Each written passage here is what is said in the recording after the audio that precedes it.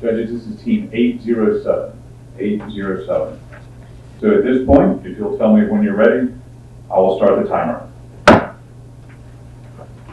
Right. Okay, go ahead. Good day. Our agenda begins with a review of the long-term budgetary outlook and discussion of the dangers of them. We then transition to a closer look at our policy proposals. At the heart of fiscal policy is the well-being of a state's citizenry, and the ultimate success of policy boils down to how well it supports that well-being. Our program seeks to achieve this aim by first taking action to improve equity in America by implementing policies that encourage more progressive and equitable outcomes. Next, we seek to enact policies that will maintain American competitiveness on the global stage. Finally, we review the cumulative effect of our policies and discuss our methodology. The United States faces an enormous fiscal challenge in both the short and long term. Elevated but cooling inflation has pushed down the real cost of debt and the estimated 2052 debt-to-GDP ratio from 202% to 185%. Simultaneously, rising interest rates apply upward pressure to debt servicing costs, constraining future policy decisions. The U.S. Financial Report of 2022 revealed that evolving expectations of federal employee and veterans benefits programs have pushed up government operating costs by $2.2 trillion and government liabilities by $2.7 trillion, both of which dwarf revenue and asset growth. In addition, a continuation of worrying trends related to an aging population, an underperforming education system, high healthcare costs, and climate change remain underaddressed. It is likely that these factors will drag on growth and decrease economic potential. Concurrently, the U.S. is spending over $395 billion on interest payments annually. And despite recent policy successes, such as the Inflation Reduction Act, there remains work to be done on all fronts, which will likely be held up due to political polarization and the influence of special interest groups, exemplified by the current game of debt ceiling chicken and the lack of new legislation in this congressional session. Excessive debt reduces the ability of the United States to respond to fiscal crises like pandemics and recessions, and high interest payments limit spending on federal programs that provide a safety net to Americans and investments that support future growth, such as in education, infrastructure, and technological investment. High debt levels also have the potential to crowd out private investment, which reduces future income. Therefore, it is critical the debt-to-GDP ratio is reduced to approximately 94% by 2053. We begin our equitable policies with an examine of the public safety net. Social Security is in a dire state. The most pessimistic of projections estimate that the Social Security Trust will run out of funds within the decade, though the trust itself projects depletion in 2034. The various timelines for depletion have crept steadily nearer. It is clear that comprehensive and immediate changes to Social Security are necessary. We propose several modifications. By increasing the LASDI tax floor rate to 14.2% and implementing a donut hole tax on earnings above $400,000, we extend Social Security solvency beyond its 75-year time horizon and reduce the debt by over $2 trillion over 30 years. In addition, the lower debt crowds in private capital services, raising GDP by $750 billion over the same period. The Medicaid program covers 77 million people and represents 16% of U.S. healthcare spending. Approximately 70% of those enrollees are enrolled in Medicaid managed care plans operated by private firms. Currently, a significant portion of managed plan enrollees do not make an active choice to enroll in a particular plan and are automatically assigned a plan through a process known as auto-assignment. This presents an opportunity to reduce extraneous spending through smarter assignment. Enrollment in narrower network plans that contain the enrollee's usual healthcare providers decreases spending by almost 10% without inducing adverse effects on their health outcomes. These findings are easily translatable to Medicaid. By making auto-enrollment smarter and auto-enrolling participants into narrower networks that contain their usual providers, the government can reduce outlays without affecting patient outcomes or satisfaction. Research by Yale economists find that the adoption of smart auto-assignments would lower annual spending on Medicaid by around 1% a year, which translates to savings of over $425 billion over a 30-year time horizon. Wealth and income inequality is relatively high in the United States, with the top 1% of wealthiest Americans holding a third of the nation's wealth, while the bottom half of Americans hold only 3.3%. Wealth inequality leads to lower social cohesion, eroded trust, and, most importantly, lower economic growth due to higher structural deficits. To address this problem, we seek three reforms. First, we would permanently eliminate the SALT deduction starting in 2026, when the current $10,000 cap is set to expire. Research from the Tax Foundation reveals the current termination of the SALT deduction will capture approximately $1.5 trillion in revenue and reduce long-run GDP by 0.7% over a 10-year period. The policy will primarily target the wealthiest individuals. Second, we would eliminate the step-up basis for taxation for inherited assets. This tax change will yield a material $120 billion of additional revenue over 10 years. In addition, the reform has minimal effect on GDP, as it primarily targets inheritors.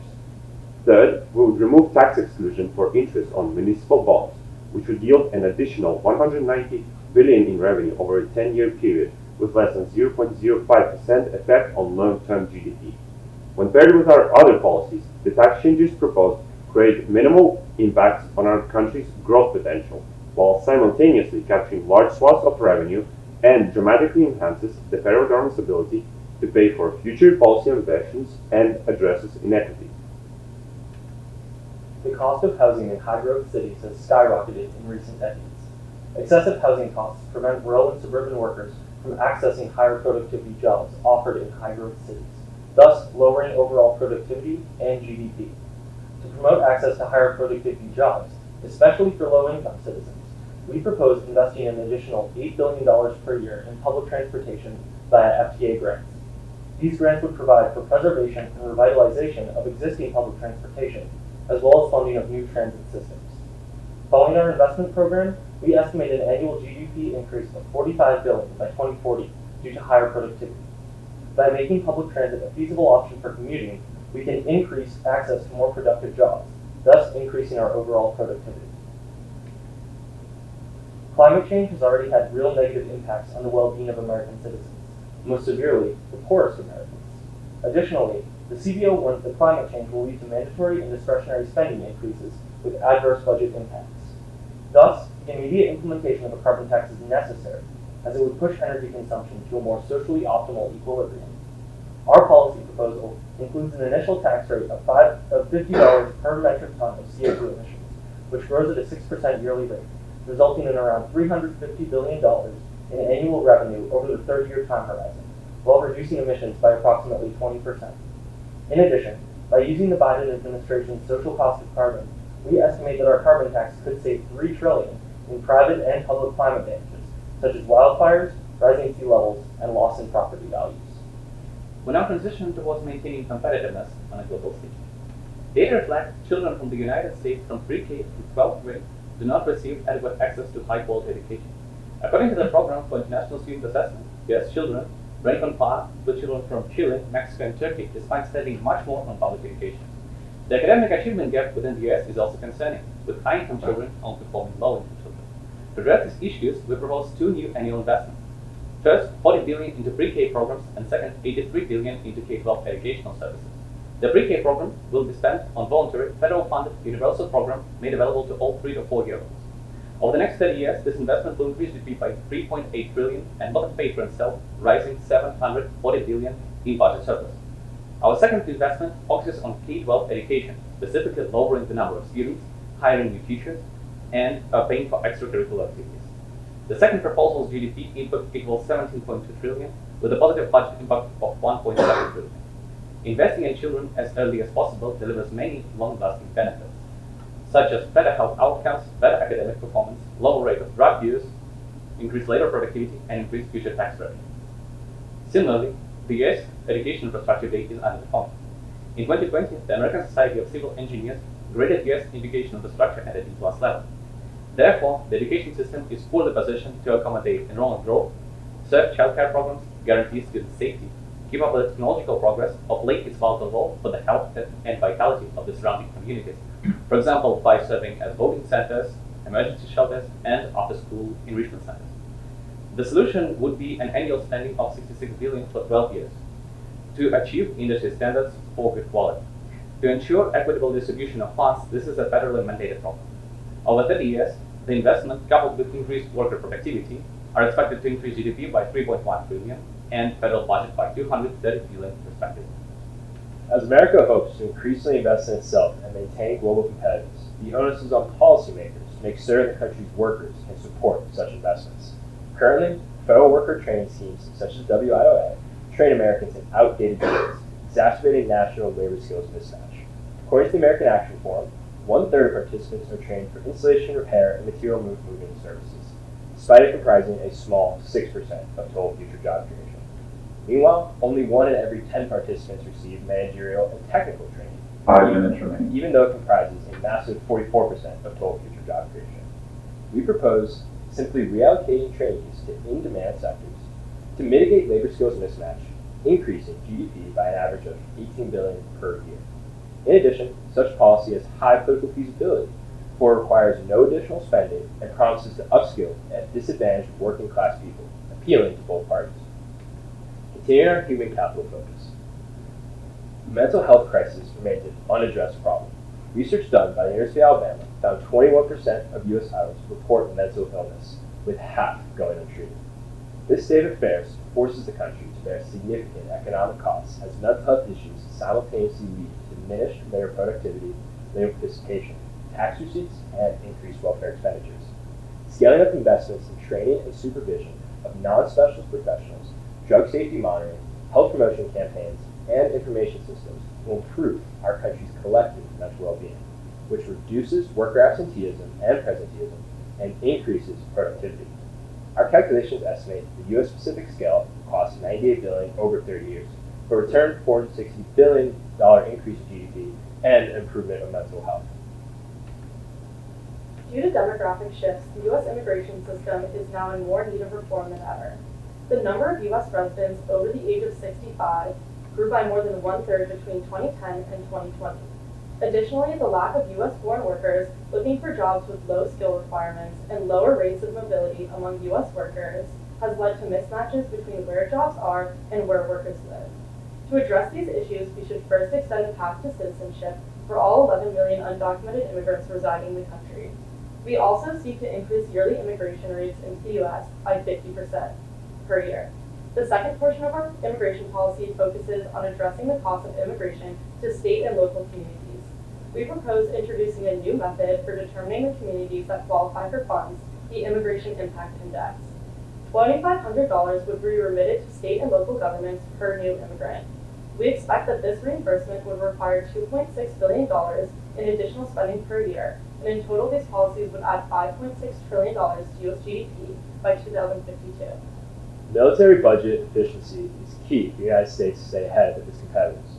Unfortunately, the F-35 fighter jet program falls below this standard. The GAO warns the DoD plans to purchase 800 F-35s before they complete adequate performance and reliability tests, setting themselves up for high retrofitting costs and decreased battle readiness. Therefore, this policy seeks to decrease annual purchasing by 35 jets over the next 10 years, saving $5 billion per annum. Then ramp up purchasing back to historical highs. In addition, we propose reallocating those excess savings into DARPA and the National Science Foundation to support AI technology development. The U.S. will soon likely lose its lead in AI to China, as indicated by Chinese outperformance in the number of supercomputers, patents, and computer scientists. Applied research from Anna Brzesko of McGill University indicates investment in AI gives the U.S. military and civilian society a competitive and durable advantage, generating $1.57 trillion GDP. To conclude, a combination of factors threatens to elevate U.S. debt levels. Our policy proposals would reduce long-term debt-to-GDP ratio from its projected level of 185% in 2052 to 80.5% over the same period, while improving labor force productivity, tackling climate change, and addressing growing income inequality. It is also vital that our projections take into account the reduced net interest the federal government would pay as a result of our policies. We estimated these savings by regressing projected net interest payments on projected levels of debt. 1 minute remaining. Lastly, it is important to note U.S. inflation remains elevated despite a year of aggressive rate hikes and seems sticky largely because of elevated wage growth driving up the cost of nearly all services. Our fiscal package seeks to support the Fed in overcoming this challenge on the demand side by lowering 2023 and 2024 deficit spending, and on the supply side by focusing on long-run economic growth via human capital investments. Thank you for your time, and we now open the floor to questions. Thank you so much. We'll now begin our Q&A session. Which judge would like to ask the first question? I'll go first, please. Thank you. This might be where you ended, so we'll just kind of continue. As a package, make all the numbers work. You guys are very creative. You went in a lot of directions with some spending, with some taxes, some growth cuts. What do you think is the one biggest risk you would have in actually achieving this, making it work? I can answer that, start us off. So a lot of our packages are revolved around improving the human capital of the United States, improving labor productivity. So so you could argue that there's a diminishing return to labor productivity. However, we're not particularly concerned about this because, as McKinsey has identified, there's a $10 trillion difference between if we were to reach long-run productivity to what we are today. So if we simply get back to our long-run average of about 2.2%, we'll gain $10 trillion in GDP. So we think it's a realistic and aspirational goal. So that talks about sort of the long-term investment in human capital and all the stuff, but where you sort of closed out was also giving the Fed some assistance with reduction in deficits in the short term. What were the specifics of those deficit reductions in 2023 and 2024? So a lot of the deficit reductions comes from implementing tax policy. So our elimination of SALT debt starts in That would 2023. happen right away. That starts in 2026 because currently there's a cap. But we also have municipal bond removing exemption on that, and as well as remove the step-up basis for inherited assets, as well as we save on Social Security reforms and Medicaid savings as well as carbon tax. So those are primarily driving our savings for the deficit for 23-24. So I'm going to ask you, many of the things that you're proposing would require an investment up front. So like investing in education and public transit, mental health treatment, and I think what you're arguing is that that's going to have such a big impact on the economy that they pay for themselves. How did you go about estimating what the impact would be on the economy of some of those programs? So I could, there's a lot of policies in there, so each of us have done different policies, but I can speak to most of our estimation revolves around identifying what's like the fundamental change in the U.S. economy. So let's say, for instance, in the military package, you invest in artificial intelligence, which actually means you invest in private and public research. Both are needed, as many public institutions say they struggle studying large language models. So you fix that need, and you apply a multiplier to that. So most of our numbers are grounded in that sort of logic. As far as the sourcing issue goes, we primarily draw upon numbers from think tanks such as Brookings. We also cite a large amount of government organizations themselves. So for example, our Social Security policy, those numbers come entirely from the Social Security Administration and trust reports. A lot of your proposals have like 10-year numbers, 30-year. There was one you had for education for funding at $66 million or $1 billion a year annually for 12 years. Why 12? I'm just curious. Yeah, specifically for 12 years, because usually when politicians are considering investment in education, they are chasing the higher yields and guaranteed returns. So I was sourcing the information from the Washington Center for Equitable Growth, which was estimating the models such as the Perry model and the Chicago Child Parent Program. And they came to the conclusion that for every invested dollar, they are receiving from $2.6 to $7, depending on the time frame of the investment. And since this program was not only built around providing funding the equitable and reliable future for the American children, but also giving reliable and estimatable result, we decided that 12 years with $66 billion per year will be enough of a time frame for it to generate the expected return, which is over $10. Could I add just one piece to that? The reason also why 12 years was chosen was because that relates also to infrastructure, and you only need 12 years of construction infrastructure, as cited from the Washington Washington, State. Yeah, Washington. Thanks. On your Social Security proposal, it looked like you were achieving solvency through the revenue side and didn't look at any changes to the benefit structure. Can you talk a little bit about the choices that you made? Yeah, so generally when you are trying to ensure social security solvency over a long time period, you can either cut benefits or you can increase the tax revenue. Despite recent political movements that we've seen from Republicans in kind of talk around cutting social security benefits, this is something people are a little more interested in. We still really believe that Social Security is the third rail of American politics, and that people really don't want to see their benefits cut. It's incredibly politically unpopular to do. Now, of course, raising taxes is not particularly popular either, but we believe that is more politically feasible than cutting benefits, which would also create more inequitable outcomes, as that's the focus of the first half of our package.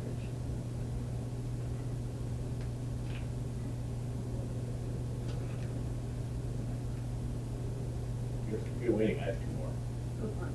I may have been writing when the slide was up, but the one on public transit, how much were you going to invest and where was the money going to go? I think I missed that part. Yes, we were going to invest $8 billion per year via FTA grants.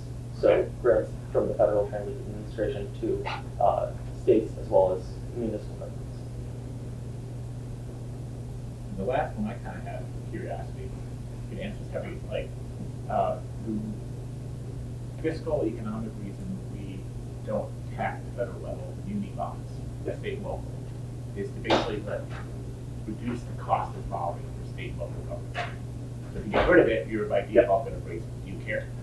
Yes, so we, yeah, so we looked at that tax subsidy, as you might call it, and we came to the conclusion that it is inefficient. First of all, our other policies help states with their spending quite a bit. Because the municipal bond exclusion is based around your marginal rate at the federal level, you get more benefit the higher your marginal rate is. So essentially, according to the tax foundation, the state and local governments receive less than $1 of revenue per dollar that is spent by the federal government. So in the fiscal sense, it would be much better to just give that money directly. And furthermore, the Congressional Budget Office in 2009 estimated that only 80% of the tax expenditure from tax-exempt municipal bonds went to state and local borrowing costs, while the other 20% goes to high-income households. And again, if you even raise marginal federal tax rates, your benefit will be even higher. So we believe there are better ways to help state and local governments, which is partly reduced by that, or other grants. Get these immigrant payments. What? They'll get these immigration payments. Yeah, exactly. I want to ask a question about your Social Security plan. So you said you're going to raise the payroll tax and apply it on income above $400,000, and you said something like, I think I didn't quite write it down, but you said something like you are going to pay benefits that correspond to those additional taxes, so you don't have to worry too much about work incentives, but you're improving the finances of the program. So those benefits clearly fall short of, you're not paying, you're paying some additional benefits, but they don't match the taxes, right? Yes. So are you concerned about work incentives for especially these people above 400,000? Not particularly. Generally, according to the Penn Warren budget model, the labor elasticity of these tax rates is very low. It's around 0.1. So this package would probably only reduce hours worked by around 0.1. And additionally, because it's targeting high income earners, generally the tax rates that we see that actually disincentivize work is closer to like 80-85%, which would still not be reached by the implementation of this act. Can you talk a little bit about your group process and how you arrived at your themes, how you decided to focus on improving equity? I think the challenge is just to create a more sustainable fiscal situation. But you decided to tackle some other social issues as well. How did all of that come about, and how did you divide up your work? So I can definitely take the lead part and then let my colleagues answer the rest. So, like we mentioned in our opening, we believe that the heart of fiscal policy is to support the state citizenry, and the success of our policy kind of depends on that. So, when we were looking at how do we best support the state citizenry, there were two main themes that we arrived at. First was the equitable policies. This is something that we care about right now in the present. Inequity in America drives a lot of the problems that we see today. High-income Americans experience very high quality of life, higher life expectancy, versus if you look at the poorest income states, they have life expectancy rates of almost 20 years fewer than like a state like Massachusetts.